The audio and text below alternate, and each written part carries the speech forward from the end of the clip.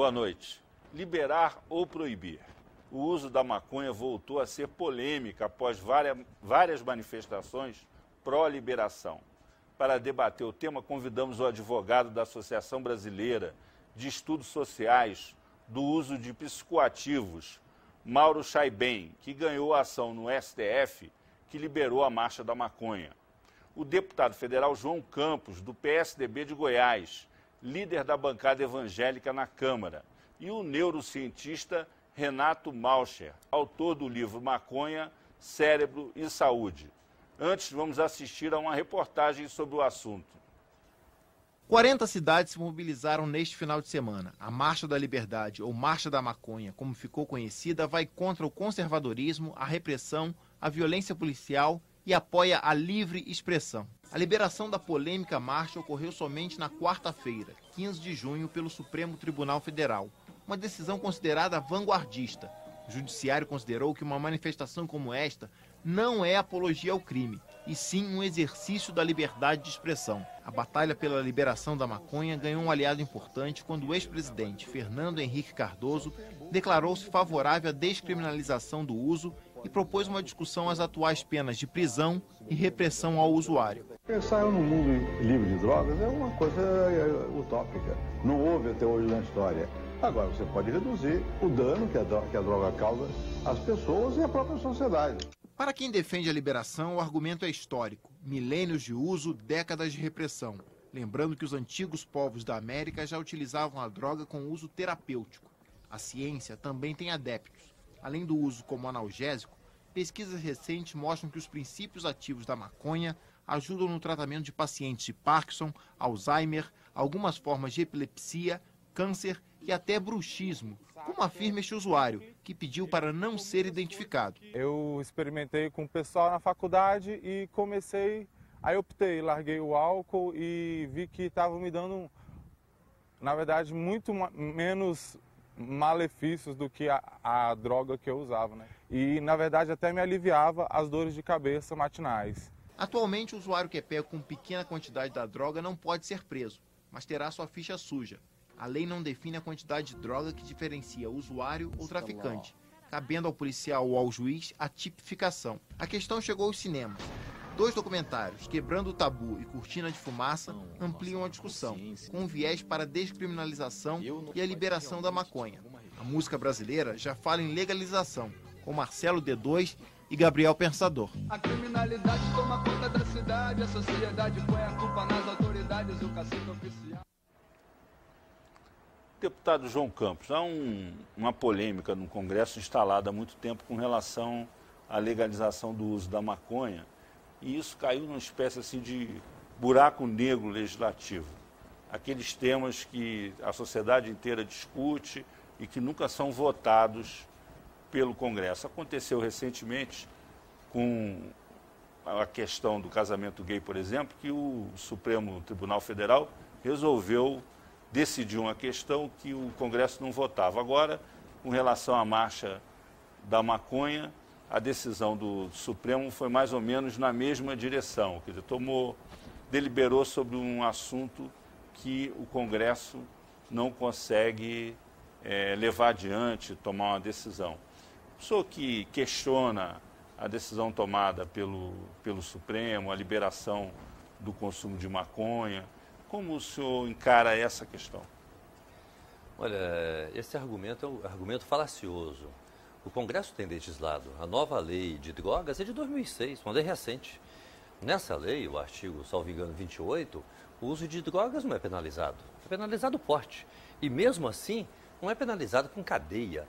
A pena é de advertência, de prestação de serviço à comunidade, enfim, mas a droga, o uso puro e simples, não está criminalizado.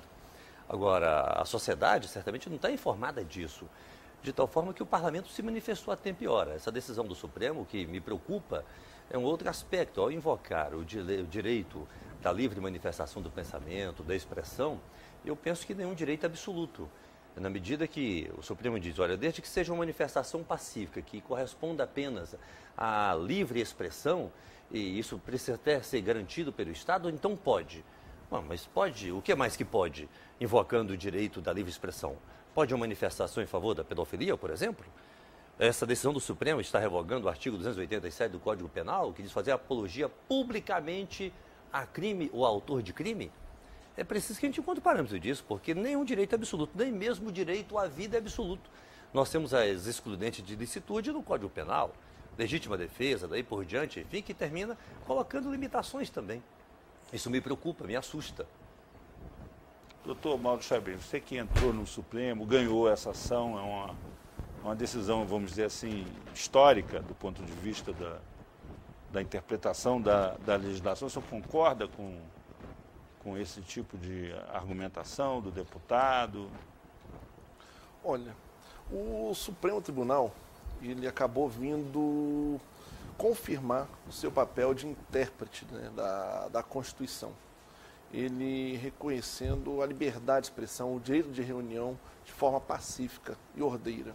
E deixou bem claro que a decisão dele não permite, não abrange eventuais manifestantes que porventura queiram, por exemplo, fazer uso. Que o uso é proibido, o porte da substância, como bem destacou o deputado, é proibido. Então, o que ele falou, é permitido debater, é legítimo o direito do cidadão discutir o assunto, né? Mas, extrapolando esse limite, o poder repressor do Estado poderá atuar. Então, o Supremo não fez nada além de sua função constitucional, que é interpretar a Constituição de forma a garantir um direito fundamental do homem, que é expressar seu pensamento. Será que, não sei se o senhor compreende assim, que essa decisão do Supremo teria revogado 287 do Código Penal? Não, confesso que eu não entendo dessa forma, até porque, por exemplo, fosse enaltecer alguns figurões, vamos dizer assim, do tráfico, né, nomes famosos que existem, como Fernandinho Beiramar, por exemplo. Enaltecer figuras como essa seria uma apologia, vamos dizer assim, de certa mas forma. O artigo 287 não fala de enaltecer publicamente só o autor do crime, mas a própria prática criminosa. Na medida que portar drogas, daí por diante, uma prática criminosa, e o Supremo diz, não, mas olha, defender isso é direito de expressão. Até que ponto não está sendo derrogado o Código Penal? Nós temos uma pergunta de telespectador sobre isso. Mesmo em defesa da liberdade de expressão, a marcha da maconha pode incentivar o consumo. Você concorda com isso? Não, o objetivo da marcha é tão somente debater o tema.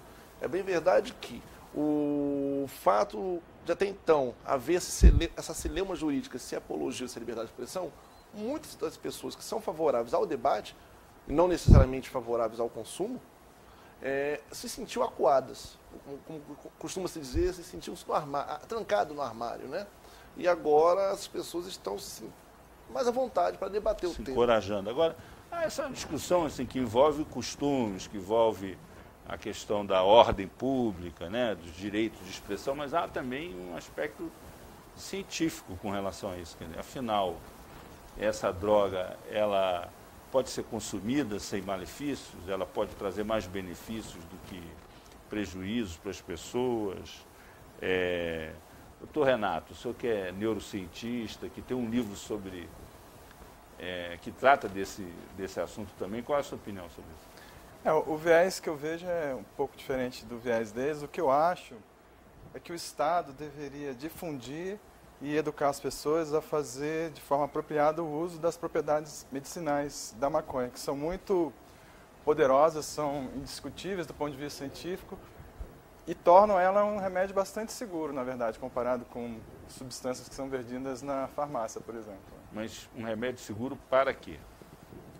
Nossa, você vai ter que aguentar a lista aí. Bom, Parkinson, ela funciona muito bem para aliviar dor e disfunção motora, né? Porque além do tremor, Parkinson dificulta a locomoção, né?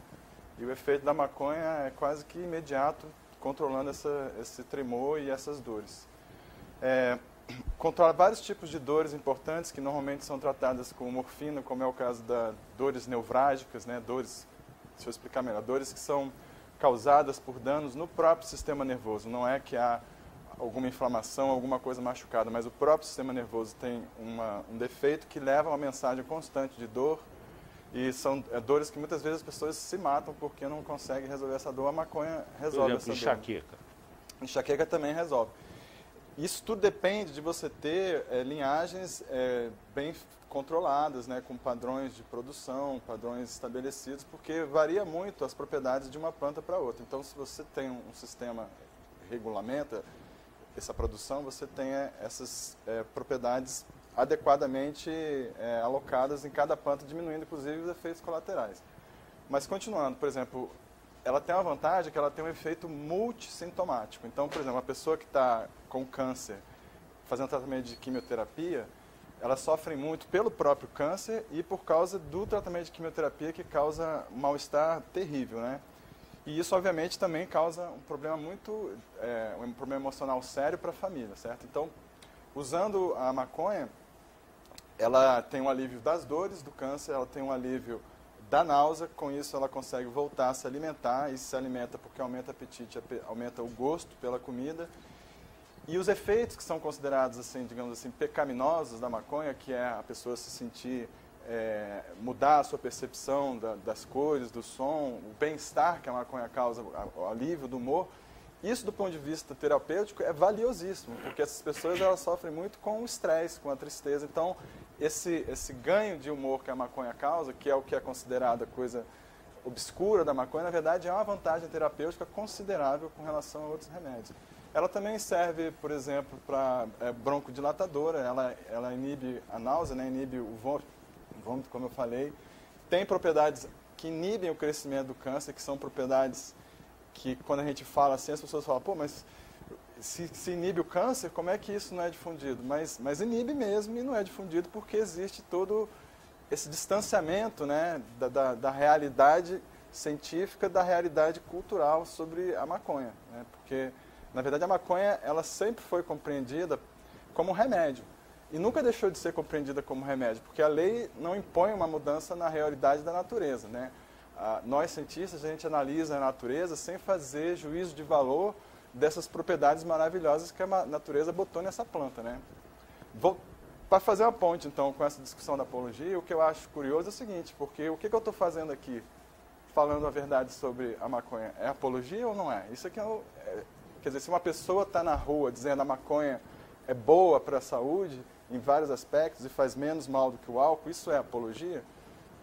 É uma coisa que eu não compreendo. Talvez eles possam. Mas a abordagem, de fato, tem outro viés. E essa abordagem, do ponto de vista científico, eu não vejo por que não concordar. Agora, evidentemente, e ao que me parece, a marcha da maconha não tem esse objetivo, não é? O uso terapêutico, medicinal, do ponto de vista científico, não só da maconha, mas de qualquer outra planta que tenha propriedades, enfim, só que isso vai acontecer a partir de prescrição médica, tem a dosagem certa, dependendo da enfermidade que a pessoa sofre, daí por diante. Não é isso que propõe a marcha da maconha.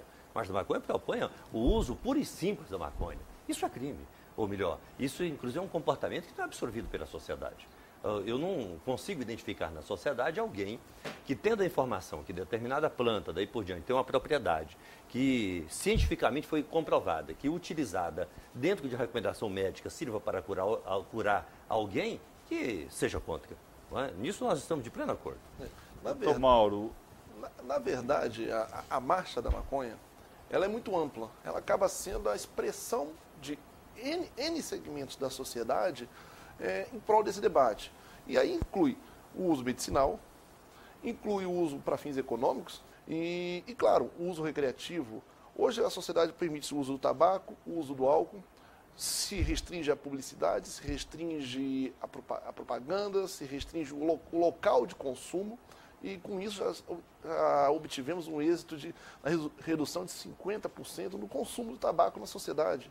E o que se pretende, quando o uso recreativo que chama, de certa forma é uma regulamentação, com certeza restritiva, até mais que o álcool, o tabaco, por exemplo. Entendeu? Não se pretende um oba-oba, que as pessoas vão poder sair por aí fazendo consumo. O que se pretende nesse debate, até mesmo a questão do uso recreativo, do uso recreacional, é tirar do poder paralelo do Estado, do traficante, de quem está na ilegalidade, e transferir para o Estado, de certa forma, quem sabe até mesmo um monopólio, por exemplo, no cultivo ou na venda, por exemplo. Aí depende de debates, né? A questão de como seria uma regulamentação, né? Mas o importante é tirar do poder do paralelo, do poder da ilegalidade, um monopólio e trazer para um lado legal, que o Estado regulamente e controle o assunto. Nós vamos fazer um intervalo e voltamos daqui a pouco com 3-1, discutindo a questão da maconha. Legalizar ou proibir o consumo de maconha?